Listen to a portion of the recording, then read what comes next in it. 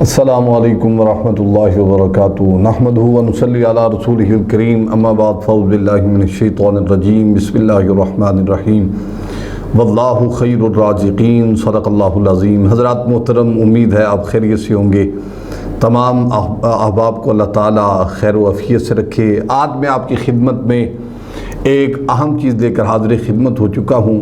وہ چیز یہ ہے جس کی وجہ سے ساری دنیا پریشان ہے۔ رزق آتا نہیں ہے، رزق میں برکتیں نہیں ہیں، رزق کماتے تو بہت ہیں لیکن پتہ نہیں چلتا کہاں سے آ رہا ہے، کہاں جا رہا ہے۔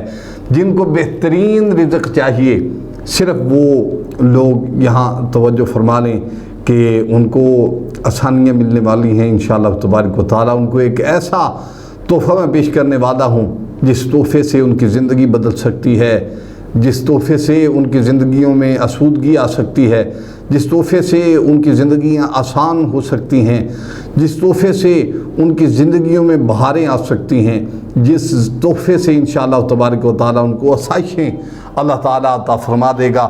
جن کو بہترین رزق چاہیے، رزق جو ہے یہ انسان کی زندگی کا ایک حصہ ہے۔ جن کے پاس اچھا رزق ہے زندگی آسان گزرتی ہے، اللہ کا شکر ادا کرتے ہیں۔ جو پریشان ہوں لوگ اور ان کے پاس کچھ بھی نہ ہو، حالات بھی پریشانی کے باعث ایسے ہو جائیں کہ کچھ بھی نہ کر سکیں، ان کی زندگی کا کون پرسان حال ہو سکتا ہے۔ اب آپ محترم، آپ یہ کوشش کیا کریں کہ آپ اللہ کو یاد کیا کریں۔ آپ اللہ کی رضا کی خاطر اس کو یاد رکھیں گے، اللہ تعالیٰ آپ کو آسودگی والا رزق عطا فرمائے جس سے آپ کو نفع ملے گا۔ جیسا کہ حضرت ابو ہریرہ رضی اللہ تعالی عنہ سے مروی ہے کہ حضرت صلی اللہ علیہ وآلہ وسلم فرمایا، جو شخص صبح یہ کلمات پڑھے اس کے لیے سارے دن کا رزق اللہ تعالیٰ آسان فرما دے گا۔ اور جو یہ وظیفہ جو میں آپ کو بتانے والا ہوں، احباب توجہ فرما لیں، اگر شام کو آپ پڑھیں اللہ تعالیٰ آپ کو رات والا رزق اچھا عطا فرمائے گا اور آپ کی گناہوں سے حفاظت فرمائے گا۔ اللہ اکبر! جس کو گناہوں سے حفاظت مل گئی اس کو اور کیا چاہیے؟ جس کو اللہ تعالیٰ گناہوں سے بچا لے اس سے بڑا نفع کیا ہے؟ اور رزق آپ اٹھیں اللہ تعالیٰ آپ کے مقدر میں کر دے۔ اچھا، محنت کا غریبوں سے زیادہ کوئی نہیں ہے۔ یہ مت سوچیں کہ غریب محنت کرتا ہے تو اس کو کون سا رزق ملتا ہے۔ یہ اللہ کے فیصلے ہیں بھائی، یہ کس کو کیا دینا ہے یہ اس کے فیصلے، وہ بہتر جانتا ہے۔ جس کو ہزاروں اربوں خربوں روپیہ بھی دیا ہے، جائیدادیں بھی دی ہیں، گاڑیاں، بینک بیلنس، بہت کچھ ہے اس کو، اس کا مطلب یہ نہیں ہے کہ وہ اللہ تعالیٰ اس سے راضی ہے۔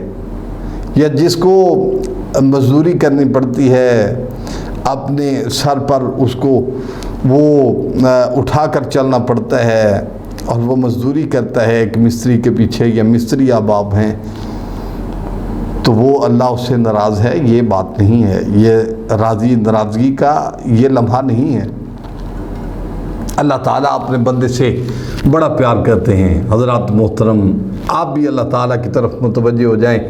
اور جو آپ کو آج میں اہم وظیفہ پیش کرنا چاہتا ہوں، یہ اگر آپ پکڑ جائیں، اس وظیفے پر عمل کر جائیں، اس عمل کو آزمودہ بنا کر آپ زندگی گزارنے کی کوشش کریں تو اللہ تعالیٰ ہمیشہ آپ کے لیے آسانیاں پیدا فرمائے۔ میرا تو ایک اور نظریہ ہے، اگر آپ یہ عمل کرتے رہیں تو انشاءاللہ تبارک و تعالیٰ آپ کی نسلوں میں آسانیاں آ جائیں گے رزق کی، انشاءاللہ آپ کی نسلیں جو ہے وہ آباد ہو جائیں گی۔ اللہ تعالیٰ رزق بھی وہ عطا فرمائے جو اس کی رضا والا ہو۔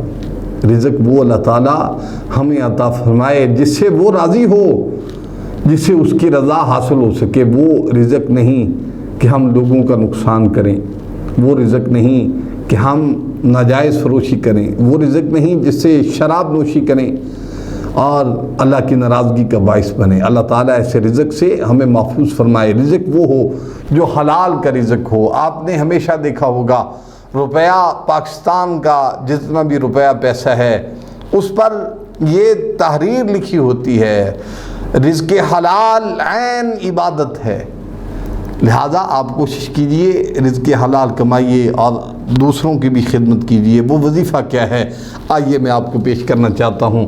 اللہ تعالیٰ نے جیسے ہی انسان کو فراوانی عطا فرمانی ہے تو اس سے رضا بھی حاصل ہو جاتی ہے۔ وہ وظیفہ یہ ہے ماشاء اللہ لا حول ولا قوت الا باللہ اشہد ان لا الہ الا اللہ وحدہ لا شریک لہ، یہاں تک بھی پڑھ سکتے ہیں اور آپ یہ بھی پڑھ سکتے ہیں ماشاء اللہ لا حول ولا قوت الا باللہ اشہد ان اللہ علی کل شیء قدیر۔ یہ آپ پڑھیے، اللہ تعالیٰ آپ کو آسانی عطا فرمائے۔